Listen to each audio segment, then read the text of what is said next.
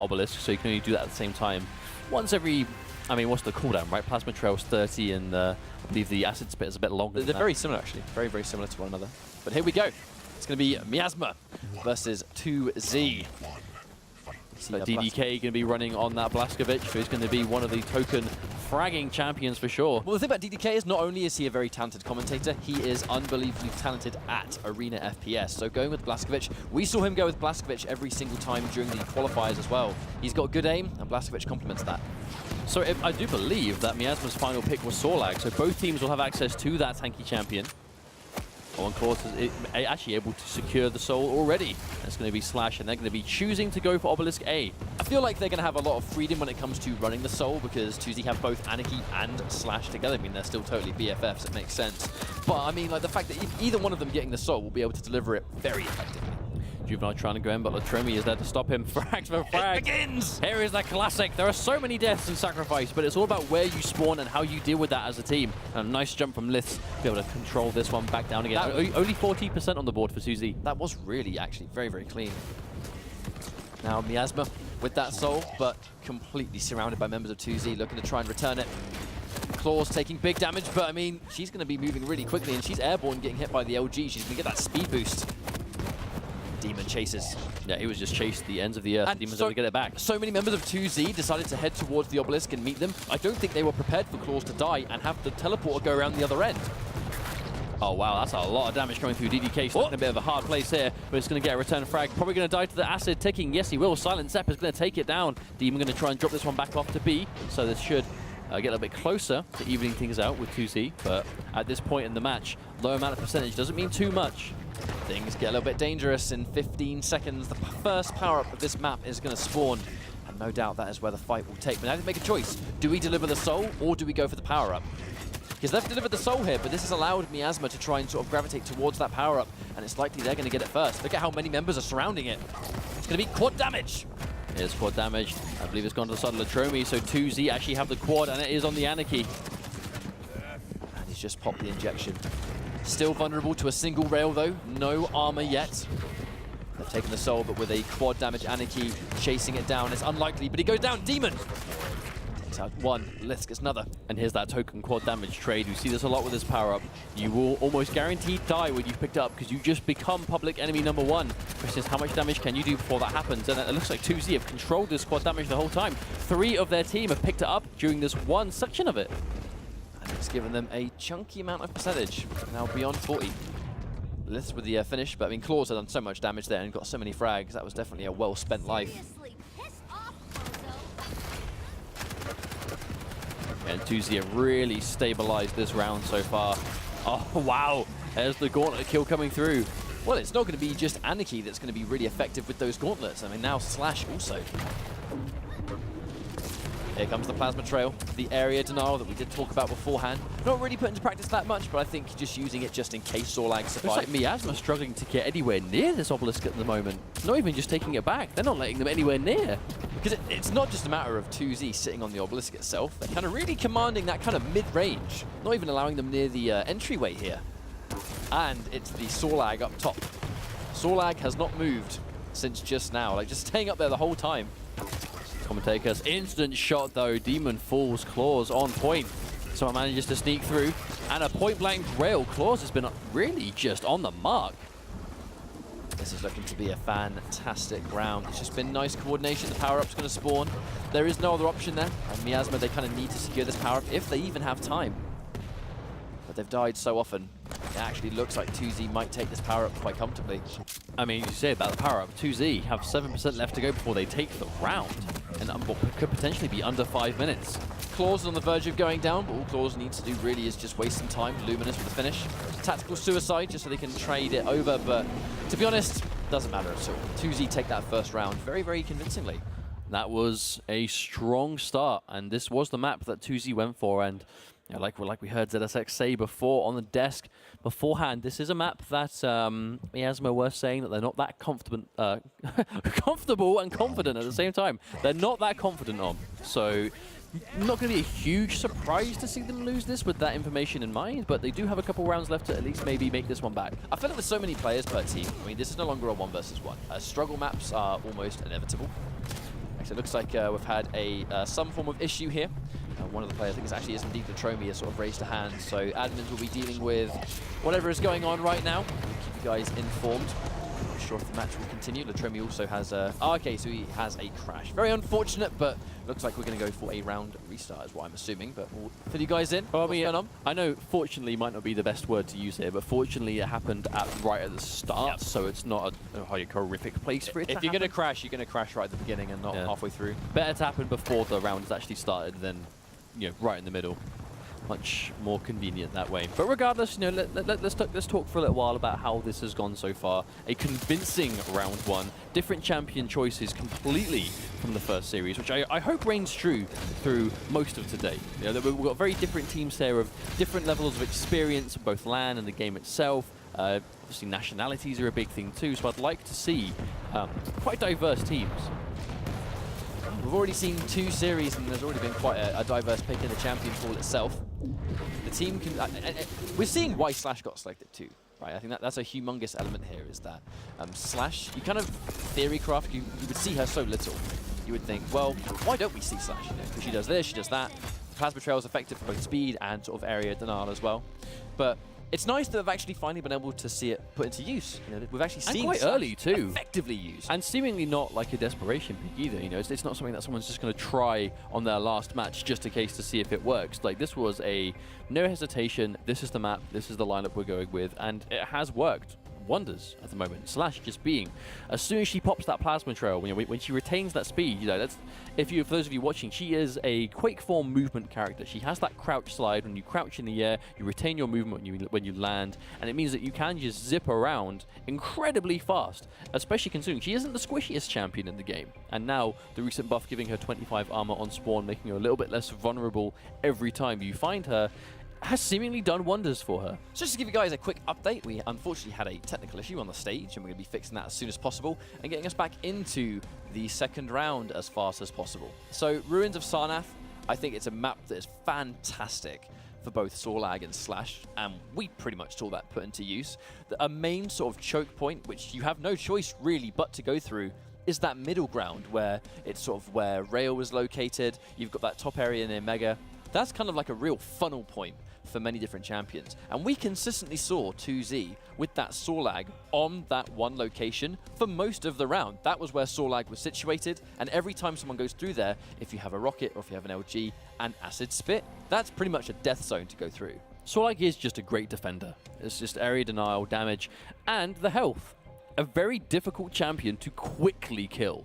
You know, I mean, I know that kind of is quite rich considering how many frags we see, but if you're just talking about how individual champions are to take down, when Sorlag is there and Sorlag is stacked and defending, and in a situation where she knows where you're going to be coming from, because you have to attack, right? You have to come at my obelisk some way. You have to come through one of these doors, and if she is there waiting at the door, I mean, that's almost like the gate guardian of the situation. Well, I mean, the thing about Sorlag as well, we talked about this yesterday, and for those that are just watching today, a little bit of food for thought. Sorlag pretty much the tankiest champion in the game now, because Clutch lost some of his health. Sorlag has still retained the 150 health with the 100 armor. When she's fully stacked up, she is very hard to deal with. So she was already a good defender before, and now I feel like there is even more reason to select her throughout these maps. Maybe not every single map out there, even though, you know, an obelisk is an obelisk, but on a map like Sarnath, where it's the obelisk that we just saw. Well, map number 2 is going to be Lockbox. Exactly. And that's what we've already seen how powerful Sorlag could be on that map.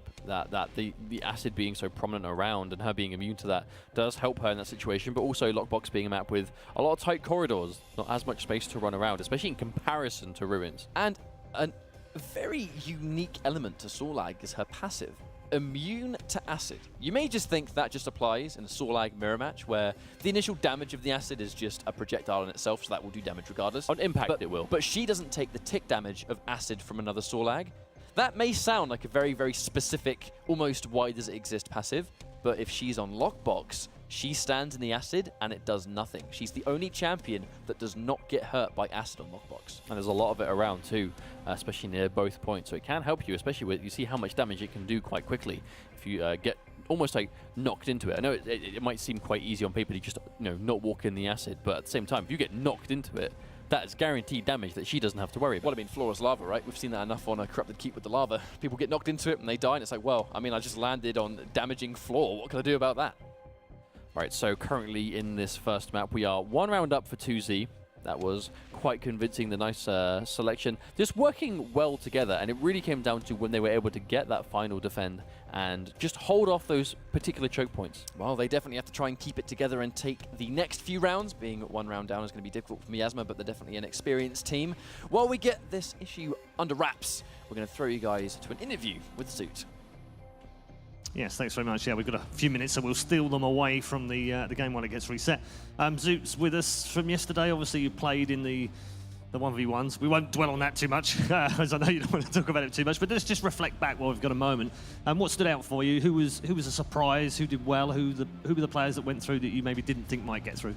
Well, I think actually a lot of people might have been surprised with Avex's performance, managing to get straight through actually into the Quake World Championships. Another couple of surprises, I think, are Victor and Razy, them getting through. I mean, it's harsh to call them no-namers when you compare them to the likes of Cooler and other players like that, but them being able to sneak through, make it to QuakeCon, I think it's an unbelievable achievement, and it shows that there's at least some growth going on within the scene in the undergrowth. Yeah, that's really important as well, isn't it? I mean, Victor, I think we call him like, he's a Quake Champions player, rather than he used to be a Quake 3 player, or a Quake 2 player, Quake 1 Doom player, whatever. So quite nice to see him come through. In terms of sacrifice, well, obviously it started today. Some people are seeing this for the first time. They're kind of looking at it going, wow, this is kind of hectic and it's, you know, it's crazy and stuff. You and I spoke a little bit before we came on about, it's odd to me that there's a lot of TDM players playing it, a lot of old DM players playing it, and not so many CTF players. Because for me, at least looking at it as a fairly noob guy towards it, it looks like it lends itself better to CTF players.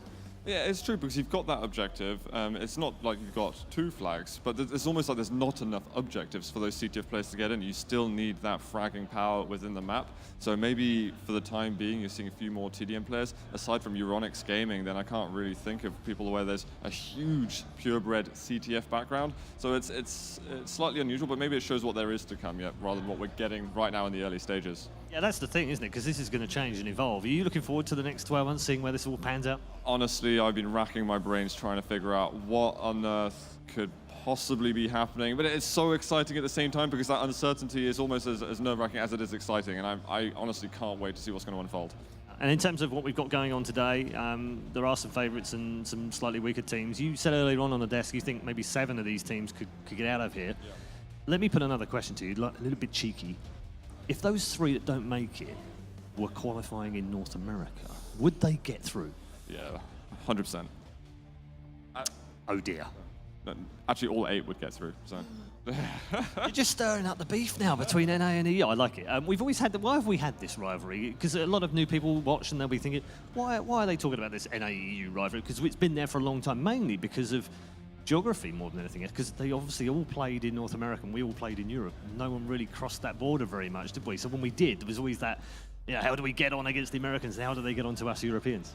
No, exactly. And I think it's something that's across a lot of esports games at the same time, but it's always been that rivalry where QuakeCon and other international lands have been the place where really the North Americans and the Europeans can fight it across with each other. But I think at the moment in Quake Champions, we're in a state at the moment where the Europeans have been, not that the North Americans haven't been active, but the Europeans, they've had a lot more competitive games to play over the last couple of years in Quake Live, and it's really fed itself so much smoother moving into this game. And it's difficult, honestly, not to trash talk at this stage, and I think I'm waiting for the Quake World Championships to really show us, okay, are we being silly? Is there any point to us trash talking the way it is, or are we totally justified in the results? And let's not forget, the reigning champion and the champion that's won QuakeCon more than anyone else is actually an American player, so we've still got a little bit of way to get. I mean, they cling on to that as much as they possibly can, basically, but I think we've got a lot of power behind us. People say that because Rafa maybe doesn't have the most amazing practice potential in North America, that this time actually a European's going to say, but that's been said in the past as well. One thing I'll always give the North Americans is that they have Shane Hendrickson, who is just such a phenomenal player, and you can never doubt his ability to get to a grand final. All right, thanks very much, Zoot. We're going to head back to our commentary zone here, and the game is almost upon us. So, just giving you guys an update. We're going to go for we're going to go straight back into the map. It's going to be 2Z up 1 round. And we're going to basically go straight back into it with those conditions. And that's the conditions we left it on before the technical issue occurred. So it's going to be 1 round for 2Z, Miasma having to take 2 straight. This is a map they've openly said they're not particularly comfortable in, and it's starting to show. But also, I feel like it is a map that 2Z themselves might be very comfortable in, because that team composition is not what we expected. But the way they're playing the map, it doesn't look like they're playing to Miasma's weaknesses. They're playing to their own strengths. I think it almost like just fortunately happened to be that this is a map that Miasma don't like. So it just happens to sort of match up that it's a map that they love, and Miasma happen to not like it. So it's like match made in heaven, really, for 2Z. However, there is still 2 rounds potentially back left on the board for Miasma. If they can sort of turn this one around and end up taking the map, I can imagine no better confidence boost going into the map that they chose than knowing they won the map that they didn't want to play. It's going to be a complete flip. We're going to go straight back into this one. Just to remind everyone, for the last time at home, we've gone in for a run back here. But 2Z, even if the game doesn't say it, they're up 1 round. Right, so starting things again. Last time it was Obelisk A, I believe, that 2Z were able to just seize control of immediately. Whether they can get it again, we'll be seeing soon. 20 seconds is going to be spawning. Oh, the slash steal with the plasma trail. Latrommi has access to it, but he fumbles his jump, which means that's going to be an absolute free frag. lithz on the run back, trying to deliver. If they can deliver first, it's a better start than they had before. But they opted to go for B. They chose B. They were closer to A, but lithz opted to go back round just to take this one down. So look at uncomfortable. Look at just the assault from 2Z. That was a 4-man attack, and they already have the soul back. Looking to gravitate towards Rocket, being headed off by Miasma, but Luminous with the chase down to prevent any kind of chase at all. The entire squad appeared in force, but it looks like Miasma are here already. Juvenile looking to take this soul back and put it straight back where it belongs. And now, as you can see here, 2Z once more, they're going to take a little bit of time to collect that heavy armor. So they're going to be a little bit more healthy, and Anarchy with heavy armor trying to take a point. It's going to be a bit of a headache with how fast he moves, but this is a much better start. The defensive acid connects clawz with the rail. 2 rails, the extra on DDK. Looks like 2Z managed to seize this soul back off again, but very low is the soul carrier. But he has his friends here to try and stop him, but there's the quick teleport. Demon dies, though, trying to stop him. And looks like there's a couple of people of Miasma here trying to stop. So he was able to actually drop it down, but he's going to lose it straight away. So back and forth. Juvenile with the pass just in case, but unfortunately giving it to Silence. Pass straight back to Juvenile. Silence probably just trying to get rid of it, but passing it to the enemy. That can happen more often than some players like, I think. DDK was rating.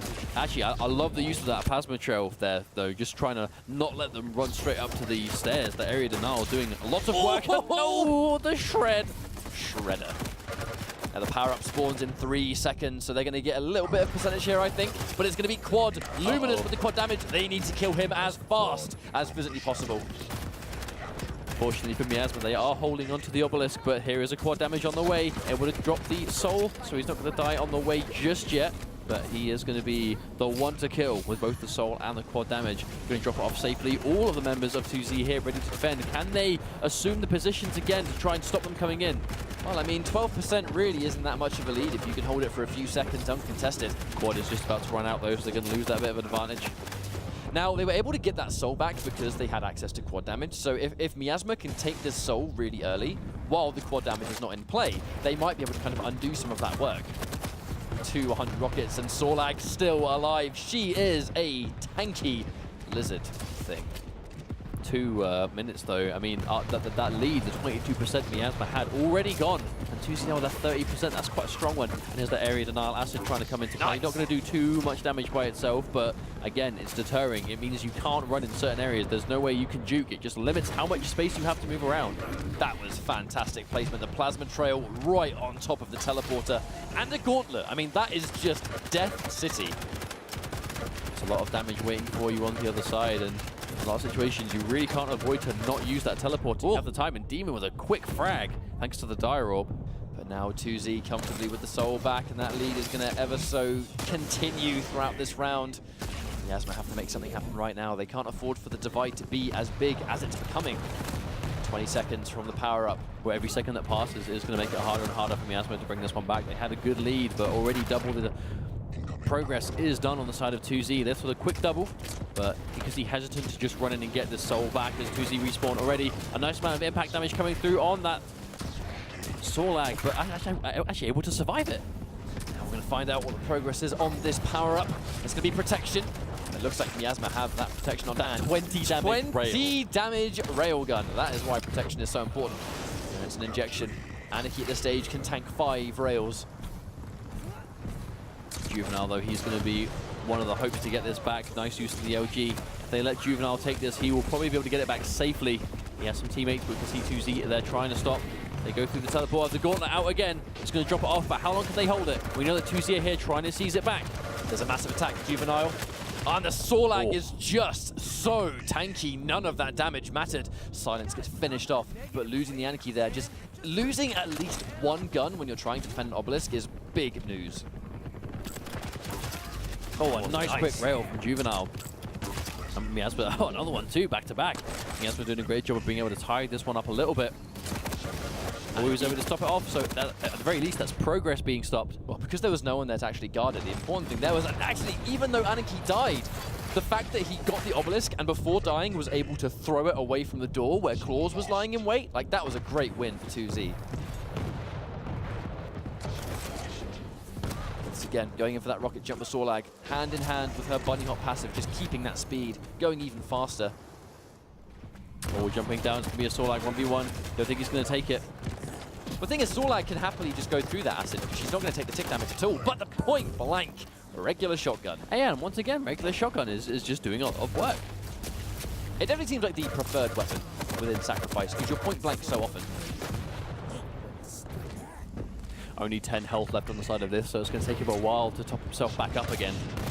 Miasma pulling this one back. Silencep trying to get out of there, taking the rocket damage instead. Thinking he's going to get away, and the damage of the rocket is way better than the damage he'll take from the enemy. Now they've delivered it. But here comes the power-up. Every member of 2Z was on the obelisk there. The protection, it's going to be protection, and that's going to allow Anarchy to get away. If that was quad damage, Anarchy 100% would have died. But Juvenile managed to position himself. All of 2Z came to try and stop him getting the power-up, but they weren't able to stop him, so now they've lost the power-up and the soul. They are here on the point, though, trying to stop him from getting in, but one already has fallen. The protection keeping him nice and topped up. The gauntlet, it doesn't do enough damage to kill him. And He's the picking up health. injection! Oh, and there's the trail. Actually, the soul manages to go back. Somehow they lose the soul. I wonder actually what happened there. They had the soul in hand, and it just went into the hands of 2Z. Not quite sure, but Latrommi was able to sneak through and get hold of it. He has plenty of health left to go. 2Z here, ready to stop. 10% left in progress to go. That was looking to be such a great sequence by Miasma. Demon getting a nice amount of frags, though, trying to seize this one back, but 5% left to go. Miasma are losing all the room for error they had before. Trying to get that soul back. Demon with it in hand. He's going to get that mega. It's going to make that such a crucial mega to select right here. Silencep surrounded, but he gets one frag. And a couple of missed rails. Crucial misses in this last-minute situation. Even though they did all die, he was able to cleanly throw the soul. Juvenile trying to throw it back, but 2Z have all the people there. They will be taking it back. Lunas tries to jump over, trying to throw it as close to the obelisk as he can. Even though he got fragged, he was able to throw it nice and far into his own obelisk, regardless of what happened. Lying in wait, Demon with another gauntlet. His gauntlet so far have been on the money every single time. He's going to get another mega right here, making the trail towards their own obelisk much better, but look at the percentage. 2Z just needs 3% more. Miasma cannot afford at all. They need to make this defense now, and they need to hold it for the rest of the round. Right. They've started it well, though. They just fragged all 4 of 2Z. They'll have a few seconds to sort of collect themselves. 2Z are split off into pairs right now. 3% left to go for them to win. Miasma have to hold this the whole time. There's the plasma trail coming in. The area denial being a complete nightmare, but he's going to die anyway. Goes down with no frags. Commits suicide from Silencep. Power-up spawning in 7 seconds. This will be the last power-up of the game, and it will be the difference between who wins and loses. Here comes Xron Ghostwalk trying to time it. The quad damage comes out, so whoever gets quad is going to die. I kind of feel like every single person probably wanted that to be protection. Silence, though. And if there's one person on 2Z... They managed to take the soul away! And that must have been the decision. That must have been the decision where if they're going to get power-up, we're going to get the soul. And it was a great decision. They only needed 3%. If they get the power-up and bring it back, who cares? By that time, 3% would have already ticked down. And that's that. I mean, that was the choice that Miasma made. They opted to just deny that power-up. I mean, they had 30% left to hold off to. Holding off 30% from an enemy team that had the quad, or I suppose even worse, the protection. You know, trying to deal with a team that has that almost unkillable person in a team fight. Like when you focus down protection, the rest of them kill you. You don't focus them down, the protection person just never dies. It probably was weighed out in that sort of clutch last-minute decision that is it worth holding it for 30% versus power-up, or do we just make this risk and secure the power-up first? But what do you do in that situation? Because they were in a position where they couldn't afford 2Z to take that power-up. Because if they took the power-up, they would have probably swarmed it, and it was quad damage. And the quad went into the hands of Silencep, who was a stacked-up Sorlag. So stacked up Sorlag with quad would have easily taken the soul from that obelisk. But on the flip side, I think 2Z just acknowledged that that actually was the scenario that Miasma had to deal with. So they took the next level and said, well, they kind of have to go for the power-up here. So why don't we just run in, take the soul, deliver it immediately. By the time they're at our obelisk, that 3%'s already gone. But it was a hard decision to make, but regardless how that map went, they're going to have to shake it off as we go into our second map, which is going to be Lockbox. This was Miasma's choice, so I think it's safe to say they're probably going to be more comfortable on this one. Yeah, I mean, this is their map choice, and as ZSX mentioned, it's a map that complements their playstyle really comfortably. Are we going to see Slash again? We are indeed, so this is going to be the strat that 2Z brings to the table, and I mean, it was put to great use. There was so much area denial on the side of 2Z. On Lockbox, which is very close quarters, it's going to be harder to get away from the acid. It's going to be harder to get away from the plasma trail. And they've got the fundamental strength of Ranger with his damage and mobility. They've got Anarchy, who, I mean, Anarchy already is dangerous in Sacrifice. But now you've got all this extra utility and Anarchy. I actually think that this is a very complete lineup coming out from 2Z though, especially on Lockbox, because you've got Sorlag, who is never a bad choice on this. You've got the Anarchy that is just so strong, the Ranger that always does good work, and now you just throw a Slash on top of that. And now, let's not forget, Lockbox is that small, close quarters, slim corridors. She is really fast, hasn't got the lowest amount of health in the game. I can see her being quite powerful on this map. You just got to be able to make that run from one obelisk to the other, and on this map in particular, it's small corridors is how you take that trail. The only element to Lockbox, though, is even though they are small and thin corridors, there's quite a lot of them, because you have a couple of ways to take it through the middle. You can go around the left-hand side, you can go through the right-hand side, you can do a couple of nail or rocket jumps to get to even more different locations, and there are teleporters as well. It's very unpredictable how a Soul Runner is going to make that skirmish from one side to another, and Slash and Anarchy will both do that really well. But here we go, Miasma. This is a map that they must win, but it is a map that they have selected. So out of the 4 maps, Miasma said that Ruins of Sarnath, which is the one they just lost, was definitely not the one that... It was probably their least preferred map in the game. So now knowing that map is off the table, that will mean that the next 3 should be, well, potential 3, should have all been a little bit of a better situation for them. Here comes clawz. Luminous as well. They have the soul, looking to deliver it towards B. DDK lying in wait, trying to deny it, but gets taken out anyway. The frags are trading left, right, and then a Demon trying to go for a gauntlet, gets it! And now he's going to deliver that towards B.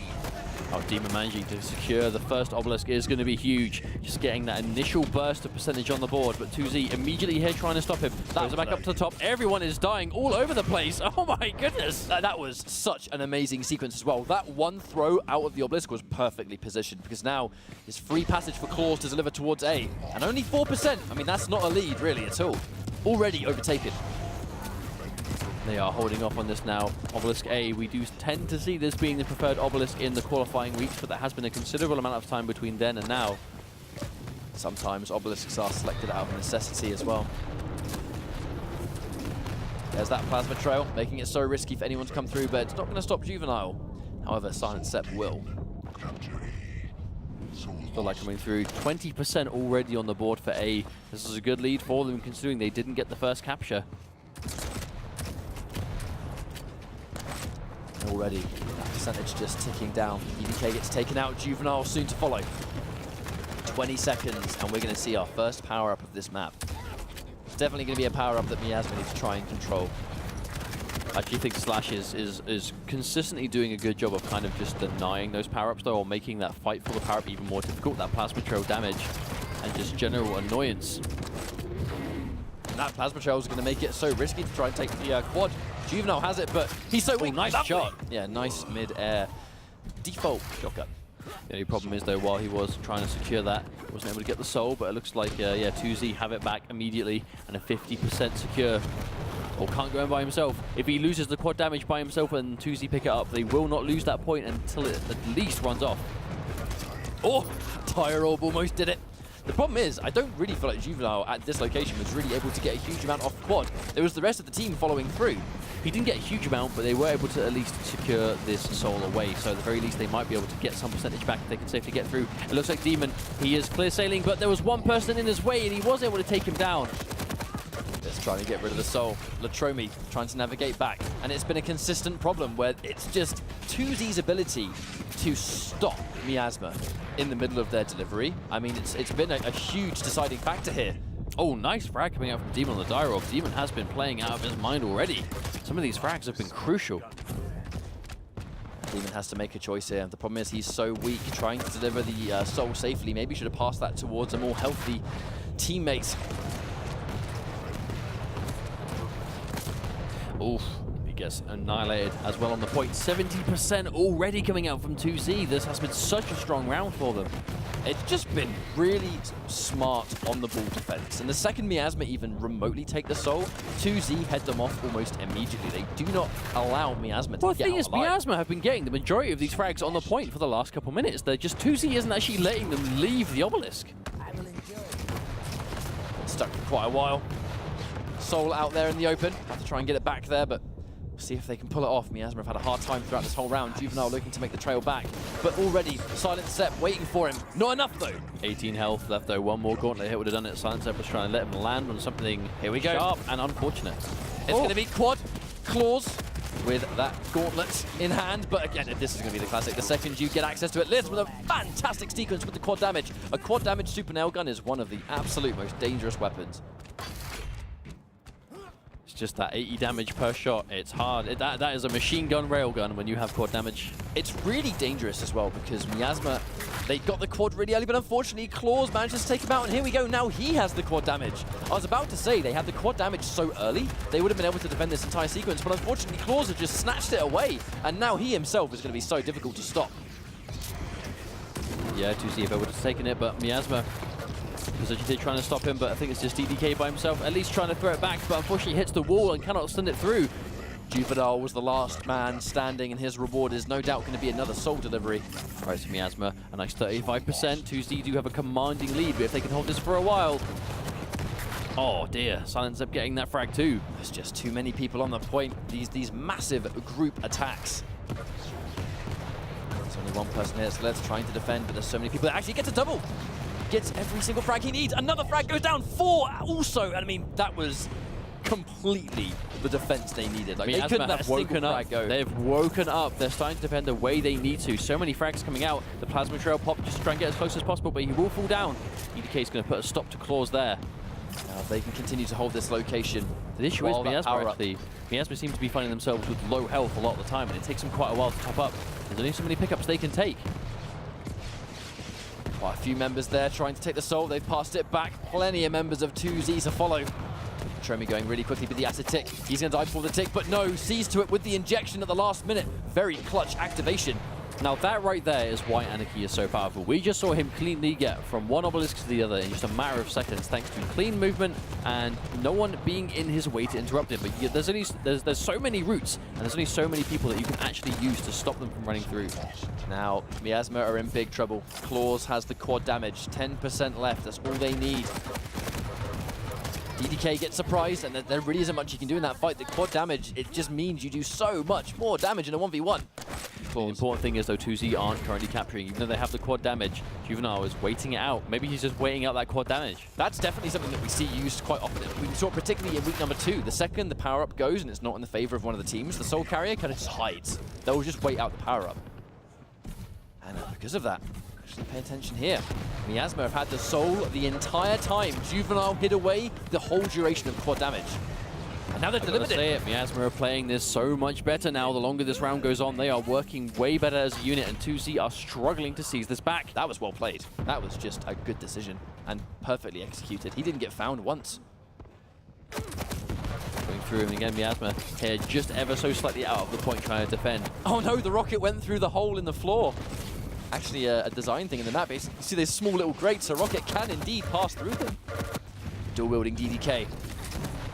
clawz has the delivery. Plasma trail can't quite get away. No, gets a flick rail at the last minute, but it's not enough.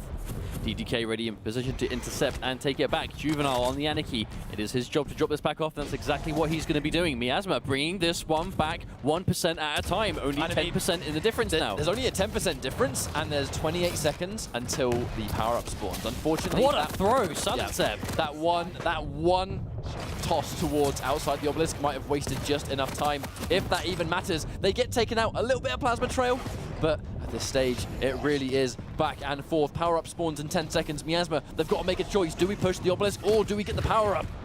Last time they chose, and unfortunately it wasn't the correct choice in the end, but right now, are they? Yeah, looks like they're here trying to stop, but another frag. I'm not quite sure if they have the people here to stop. There's two of them here trying, but so much damage coming out from these rockets. Two of them here trying to stop. Demon gets a frag. This could be the start. lithz gets another one, but lithz drops on the point, and so does Demon. Latrommi defending with the shotgun, probably sealed it. He gets a triple. There's one more point in here, but quad damage too. That's the dangerous situation. They had a valiant attempt, but here comes a Silencep with quad damage just to clean house. The second he arrived at that point, I mean, that was all she wrote. I mean, that was one of those situations of you're damned if you do and you're damned if you don't. If you don't go for the power-up, Silencep gets quad damage and just wipes the entire team out.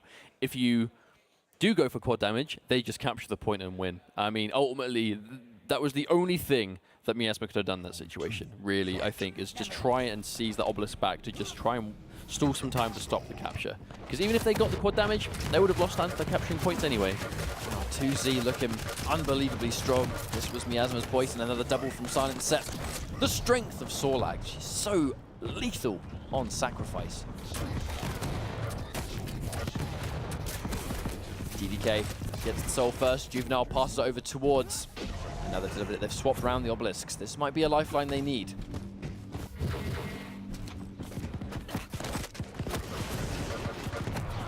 Juvenile here trying to stop Miasma. We're able to start things off at the very least this time, but we saw that last time as well, and it didn't quite work out.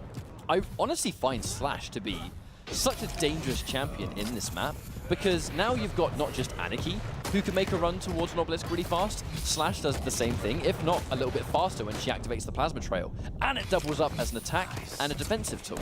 Having both of them together looks so effective to make these runs. Juvenile got milliseconds away from getting through the teleport, but wasn't quite able to make it. DDK, though, ready and waiting with the railgun to intercept. Another one. Taken out there, but not before an impressive double. Very minimal percentage difference right here. 2Z with 5%, Miasma 7.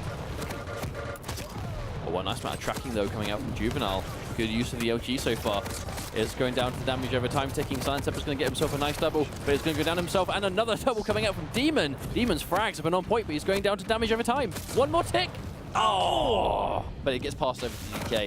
Unfortunately, so many members of 2Z just waiting for him. Juvenile going in with the gauntlets, still chasing it down, gets 2. And that Anarchy gauntlet is just a dangerous combination. How do you get away from that? But this is going to be a situation of we're going to see how 2Z can capture the other obelisk. They're forced onto B this time. How are they going to be as comfortable there? Remains to be seen. 4 seconds, 3 seconds until power up. Now we have the first big game changer. Your team has the protection. And it's going to be protection. Sounds like 2Z have the protection in hand, but he's completely surrounded. But it doesn't really matter. He's still so healthy. Not really particularly interested in doing much there, apart from just wasting time. And the time that he wasted really allowed him to allow the rest of his team to drop the soul. Completely uncontested, in fact. Again, protection on Latrommi is just proving time and time again to be difficult. I like how both teams are just opting to give this power up to the Anarchy mainly, because I mean, it's working out for them well. Demon goes down. If that was any other circumstance, that Dire Orb would have killed 100%. Just like that, 2Z have the lead. And it's going to be slowly climbing as we go. Demon railed. And as these frags go down, this is going to just take a nice chunk. I mean, roughly 5% before they have a chance to get back here. All 4 of them got wiped. Also, when they're not dying at once and they're dying one at a time, those respawns are going to be slightly staggered as they come up. But fortunately, respawn timers aren't too punishing, so it's not going to be the biggest problem in the world, especially earlier on in the round. But Latrommi almost just absolutely killed himself. He had 1 health left, still alive though. He's trying to sort of take the soul, but running in by himself, there's not much he can do to survive that one, not with how many members of 2Z are just sitting in that high ground. Especially against the super shotgun, the amount of damage, and especially considering that is spawning here with them on the point. This is a 4-man defense. Every member healthy. DDK going in with the dual wield, but unfortunately takes 100 damage and a little bit extra on top just to finish the job. Juvenile going to get that frag down. Is there enough for 2Z here to stop him? The acid's coming through. There we go, clawz with another gauntlet kill. I mean, that's Slash and Sorlag together. You're not moving against those champions. Power-up spawns once more, 13 seconds away. This is a power-up Miasma need, and I mean, they can't really afford to now try and take the soul in this situation. There's plenty of percentage left, but here comes clawz, denying the teleport with... Oh, but he missed no! the jump! He missed the jump! Protection is still anyone's power-up to take! Oh, no, he missed it as well! Oh no, he got pushed away by the LG. That's so unfortunate. clawz with the capitalization finally has it, but he's so weak he can't survive. DDK with the rail. Now goes to the way of Silencep. He has been incredible so far. Quick gauntlet just to shove Andy out of the way in rude fashion. Just look at how much of that protection is left on Sorlag in particular. Like, what are they going to do to stop him? But There's also- 10%. There's going to be 10% left and plenty of protection left to go. I mean, this is a bit of a miserable situation for Miasma to be in. There is just a few percent left to go. A protected Sorlag who's on the point, but it's taking a lot of damage, but it's all lightning guns. It's taking so long to burst her down. And she's still got the acid spit, and it did so much in that last minute situation. I mean, there's 1% left. There's 1% in this. If they deliver the soul, it's pretty much going to be game over. They have to kill him right now, but they weren't looking at him. He got a last minute injection as well. And that's it. Game over. 2Z, move on. Miasma going down 2-0. I mean, that really was a set that was predicted to go either way. First map was very demanding. Second map, less so, but still looking good for 2Z. I think this lineup, and obviously Sorlag being there, I think Slash and the two Sorlags being on that lineup is kind of appropriate to really how that map went. And I think Slash might be a bit of a sleeper hit this weekend. It kind of looks to me very much like 2Z have been, they've done a little bit of innovation here. They really have been innovating the way they want to approach this game mode, and I feel like their champion composition on top of just their natural skill, their awareness, their teamwork, their ability to pass the soul. Even if they take the soul and they go down, before they go down, get that one crucial throw of the soul out of range so that someone else can follow up. And even if they die, the soul is still going to go away. And that